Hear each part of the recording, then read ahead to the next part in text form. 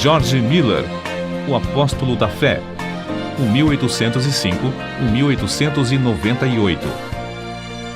Pela fé Abel, pela fé Noé, pela fé Abraão.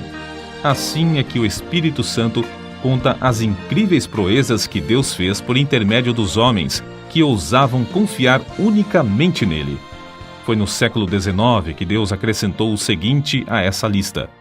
Pela fé, George Miller levantou orfanatos, alimentou milhares de órfãos, pregou a milhões de ouvintes em redor do globo e ganhou multidões de almas para Cristo. George Miller nasceu em 1805 de pais que não conheciam a Deus. Com a idade de 10 anos, foi enviado a uma universidade a fim de preparar-se para pregar o Evangelho. Não, porém, com o alvo de servir a Deus, mas para ter uma vida cômoda. Gastou esses primeiros anos de estudo nos mais desenfreados vícios, chegando, certa vez, a ser preso por 24 dias. George, uma vez solto, esforçava-se nos estudos, levantando-se às 4 horas da manhã e estudando o dia inteiro até às 10 da noite. Tudo isso, porém, ele fazia para alcançar uma vida descansada de pregador. Aos 20 anos de idade, contudo, houve uma completa transformação na vida desse moço. Assistiu a um culto onde os crentes, de joelhos, pediam que Deus fizesse cair sua bênção sobre a reunião. Nunca se esqueceu desse culto, pois viu, pela primeira vez, crentes orando ajoelhados.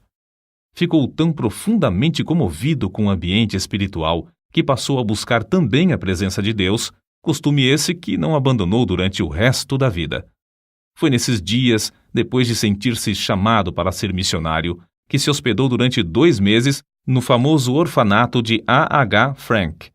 Apesar de esse fervoroso servo de Deus, o Sr. Frank, ter morrido quase 100 anos antes, em 1727, o seu orfanato continuava a funcionar com as mesmas regras de confiar inteiramente em Deus para todo o sustento.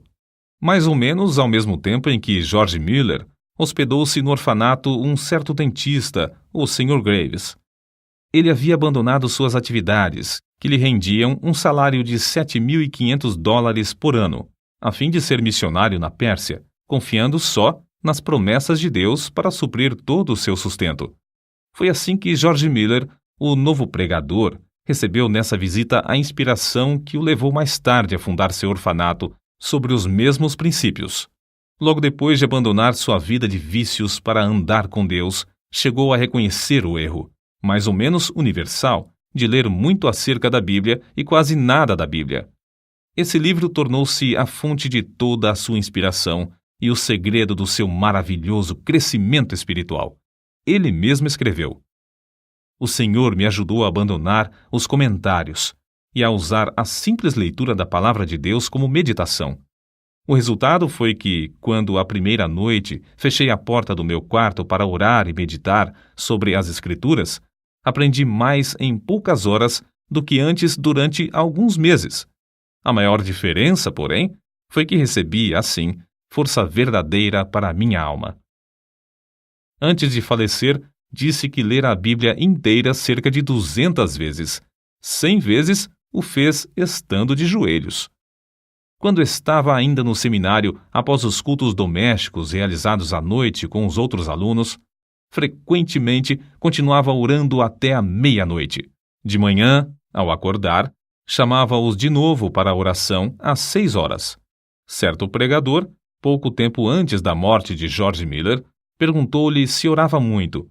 A resposta foi esta: "Algumas horas todos os dias, e ainda vivo no espírito de oração.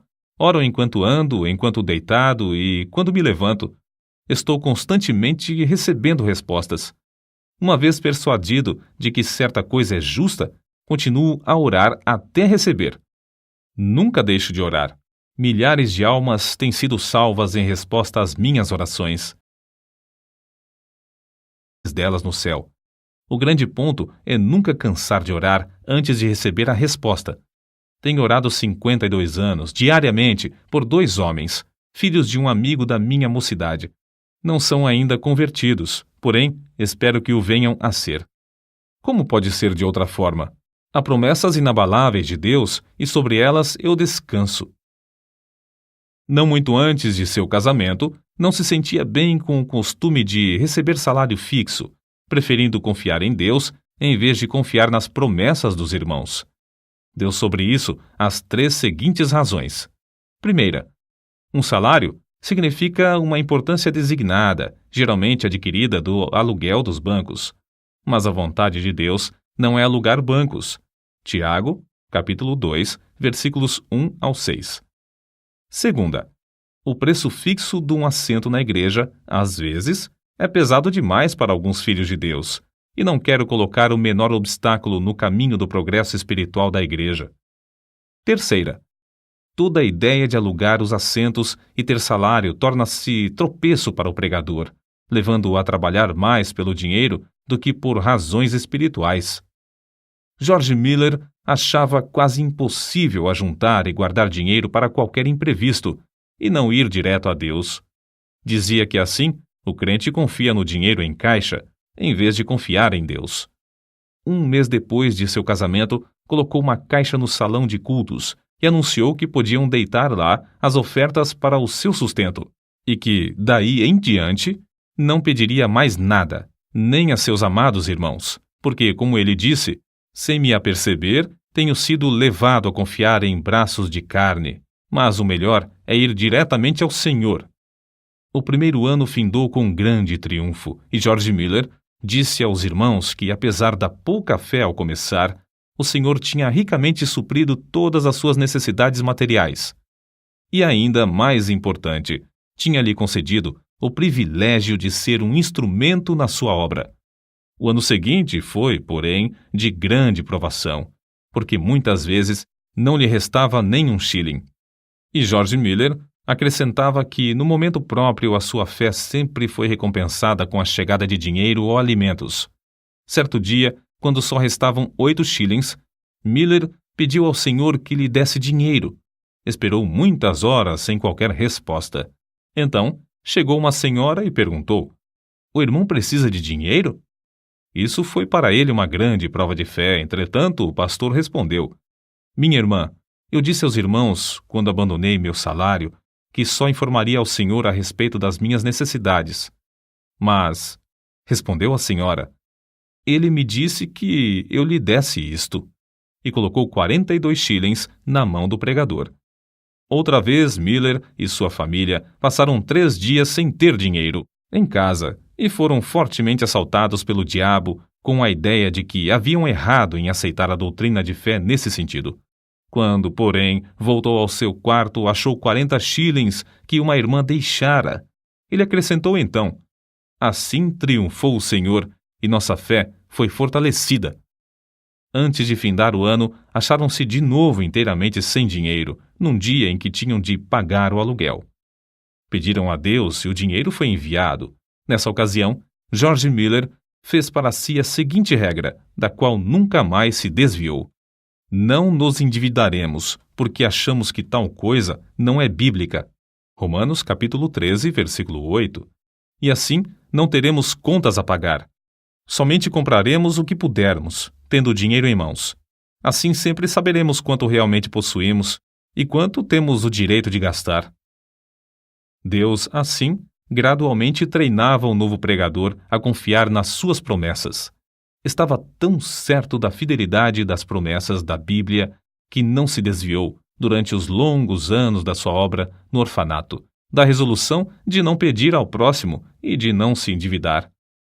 Um outro segredo que o levou a alcançar tão grande bênção de confiar em Deus foi a sua resolução de usar o dinheiro que recebia somente para o fim a que fora destinado. Essa regra ele nunca infringiu, nem para tomar emprestado, apesar de se ter achado milhares de vezes face a face com as maiores necessidades. Nesses dias, quando começou a provar as promessas de Deus, ficou comovido pelo estado dos órfãos e pobres crianças que encontrava nas ruas.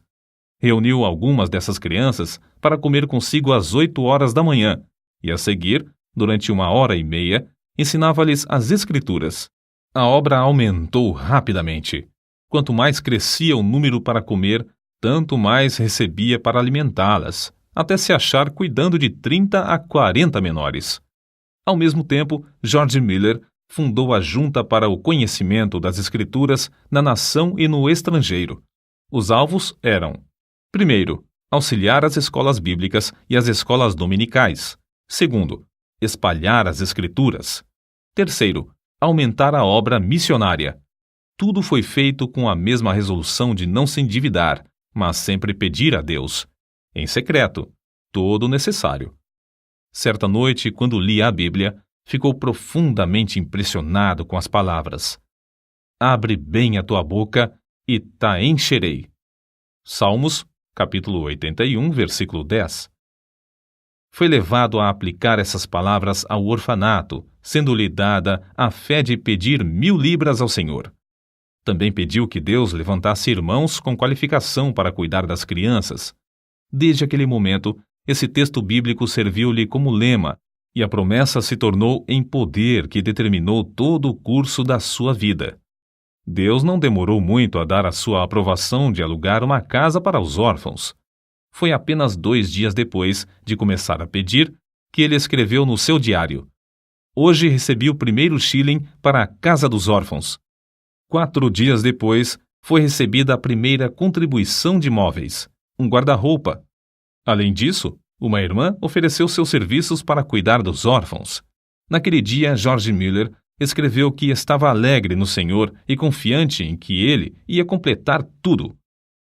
No dia seguinte, George Miller recebeu uma carta com estas palavras: oferecemo-nos para o serviço do orfanato se o irmão achar que temos as qualificações. Oferecemos também todos os móveis, etc., que o Senhor nos tem dado. Faremos tudo isso sem qualquer salário, crendo que, se for a vontade do Senhor usar-nos, Ele suprirá todas as nossas necessidades. Desde aquele dia, nunca faltaram no orfanato auxiliares alegres e devotados, apesar de a obra aumentar mais depressa do que George Miller esperava.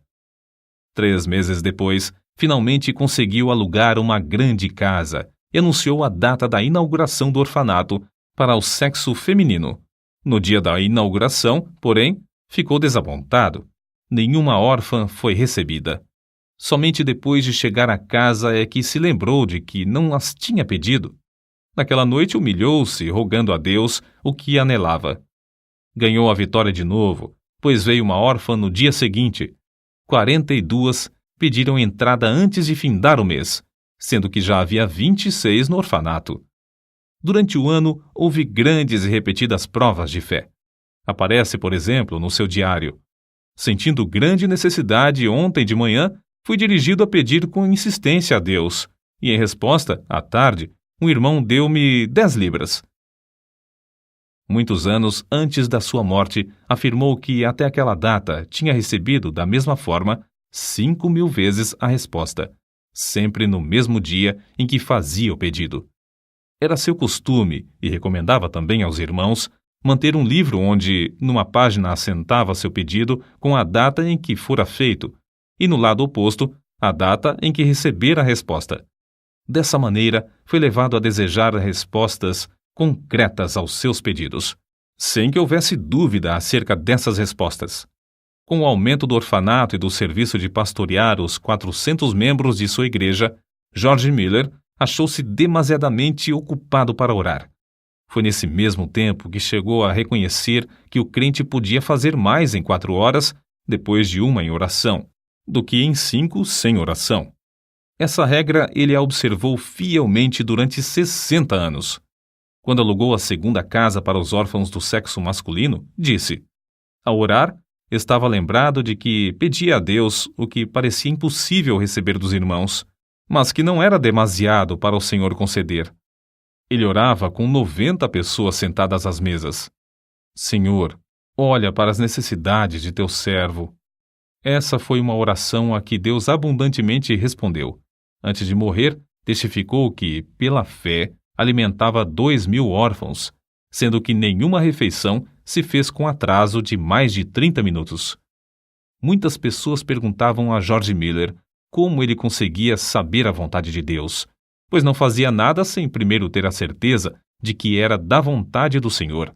Ele respondia: Procuro manter o coração em tal estado que ele não tenha qualquer vontade própria no caso.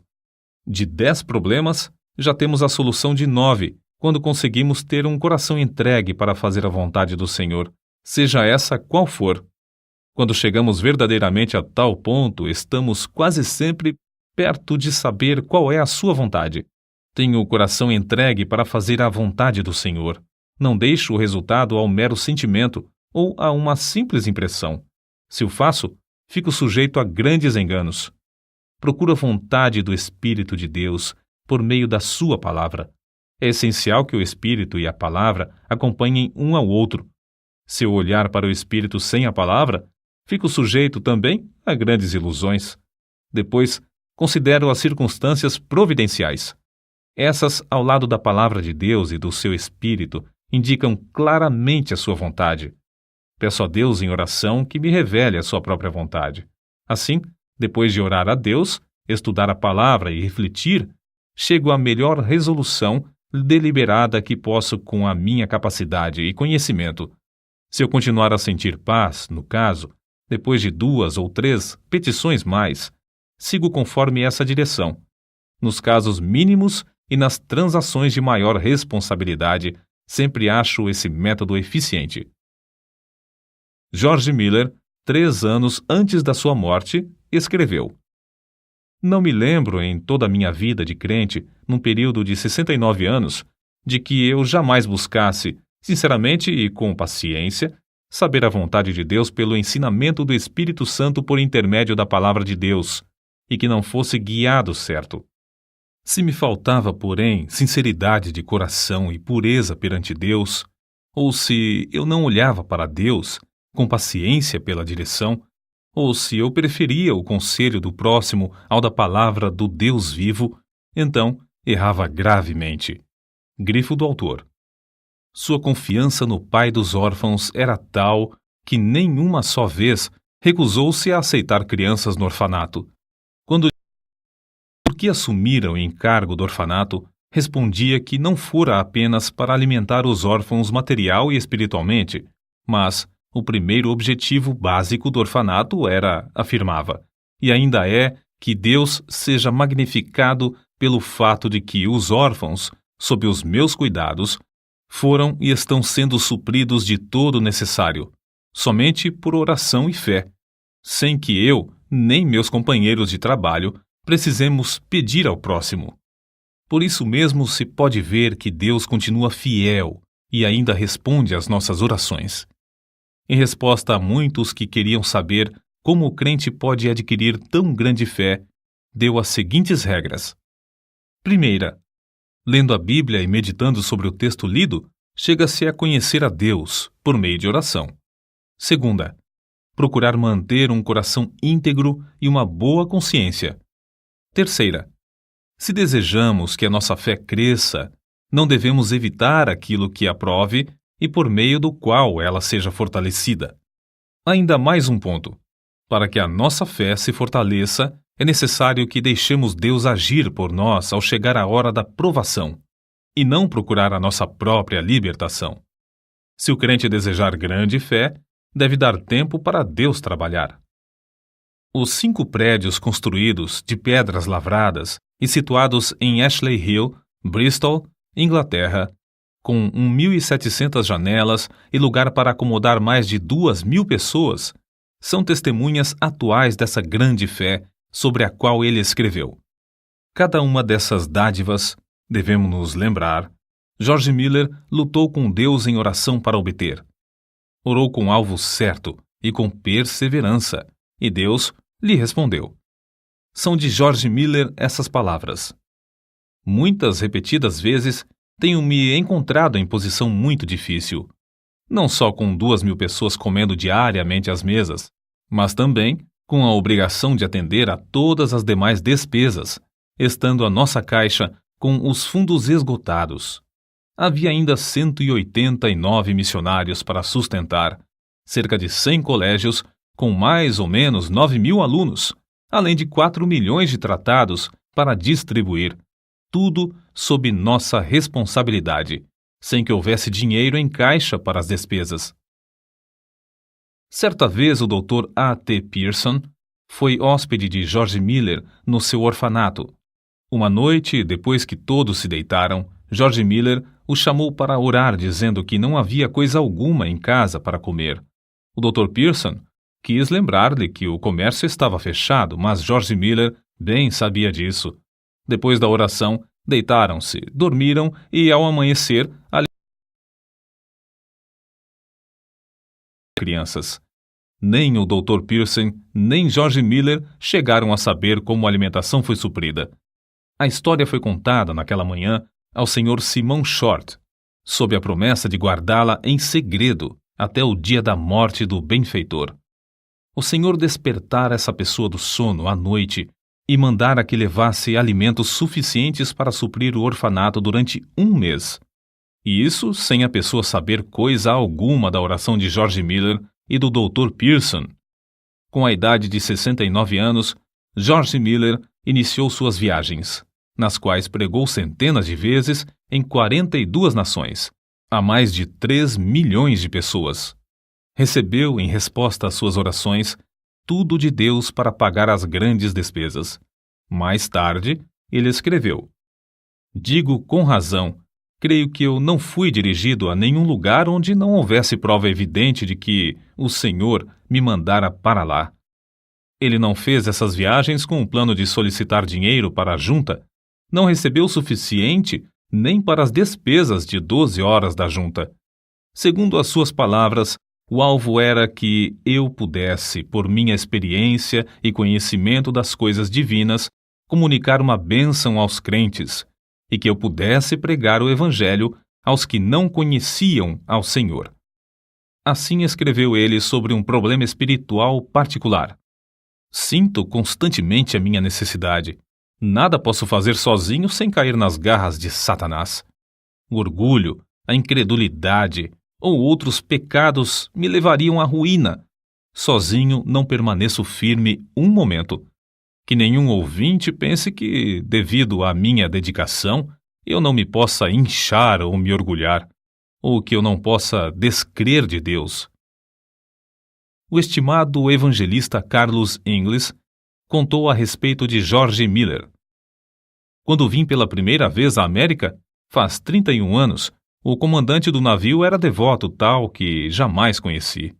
Quando nos aproximamos da Terra Nova, ele me disse: "Senhor Ingles, a última vez que passei aqui, há 5 semanas, aconteceu uma coisa tão extraordinária que foi a causa de uma transformação de toda a minha vida de crente.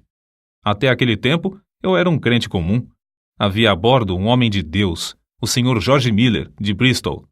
Eu tinha passado 22 horas sem me afastar da ponte de comando, nem por um momento, quando fui assustado por alguém que me tocou no ombro. Era o Sr. George Miller. Houve então entre nós o seguinte diálogo: "Comandante", disse o Sr. Miller, "vim dizer-lhe que tenho de estar em Quebec no sábado à tarde." "Impossível", respondi. "Pois bem, se seu navio não pode levar-me, Deus achará outro meio de transporte. Durante 57 anos, nunca deixei de estar no lugar à hora em que me achava comprometido. Teria muito prazer em ajudá-lo, mas o que posso fazer? Não há meios. Vamos aqui dentro para orar", sugeriu Miller. Olhei para aquele homem e disse a mim mesmo: de qual casa de doidos escapou este? Nunca eu ouvira alguém falar desse modo. "Senhor Miller, veja como é espessa essa neblina." "Não", respondeu ele. "Os meus olhos não estão na neblina, mas no Deus vivo que governa todas as circunstâncias da minha vida." O Sr. Miller caiu de joelhos e orou da forma mais simples possível. Eu pensei, é uma oração como a de uma criança de 8 ou 9 anos. Foi mais ou menos assim que ele orou: "Ó Senhor, se for da tua vontade, retira esta neblina dentro de 5 minutos. Sabes como me comprometi a estar em Quebec no sábado. Creio ser isto a tua vontade." Quando findou, eu queria orar também, mas o Sr. Miller pôs a sua mão no meu ombro e pediu que não o fizesse, dizendo: "Comandante, primeiro, o senhor não crê que Deus faça isso, e, em segundo lugar, eu creio que ele já o fez. Não há, pois, qualquer necessidade de o senhor orar nesse sentido." Conheço, comandante, o meu senhor há 57 anos, e não há dia em que eu não tenha audiência com ele. Levante-se, por favor. Abra a porta e verá que a neblina já desapareceu. Levantei-me, olhei, e a neblina havia desaparecido. No sábado à tarde, George Miller estava em Quebec. Para ajudá-lo a levar a carga dos orfanatos e a apropriar-se das promessas de Deus em oração, lado a lado com ele, George Miller tinha consigo, havia quase 40 anos, uma esposa sempre fiel. Quando ela faleceu, milhares de pessoas assistiram ao seu enterro, das quais cerca de 1.200 eram órfãs. Ele mesmo, fortalecido pelo Senhor, conforme confessou, dirigiu os cultos fúnebres no templo e no cemitério. Com a idade de 90 anos, pregou o sermão fúnebre da segunda esposa, como fizera na morte da primeira. Uma pessoa que assistiu a esse enterro assim se expressou. Tive o privilégio, sexta-feira, de assistir ao enterro da senhora Miller e presenciar um culto simples, que foi, talvez pelas suas peculiaridades, o único na história do mundo. Um venerável patriarca preside o culto do início ao fim. Com a idade de 90 anos, permanece ainda cheio daquela grande fé que o tem habilitado a alcançar tanto e que o tem sustentado em emergência, problemas e trabalhos de uma longa vida. No ano de 1898, com a idade de 93 anos, na última noite antes de partir para estar com Cristo, sem mostrar sinal de enfraquecimento das forças físicas, deitou-se como de costume. Na manhã do dia seguinte, foi chamado, na expressão usada por um amigo pessoal. O querido ancião Miller desapareceu de nosso meio para o lar, quando o mestre abriu a porta e o chamou ternamente, dizendo: "Vem." Os jornais publicaram, meio século depois da sua morte, a seguinte notícia: o orfanato de George Miller, em Bristol, permanece como uma das maravilhas do mundo. Desde a sua fundação, em 1836, a cifra que Deus tem concedido, unicamente em resposta às orações, sobe a mais de 20 milhões de dólares, e o número de órfãos ascende a 19.935. Apesar de os vidros de cerca de 400 janelas terem sido partidos recentemente por bombas, durante a Segunda Guerra Mundial, nenhuma criança e nenhum auxiliar foi ferido.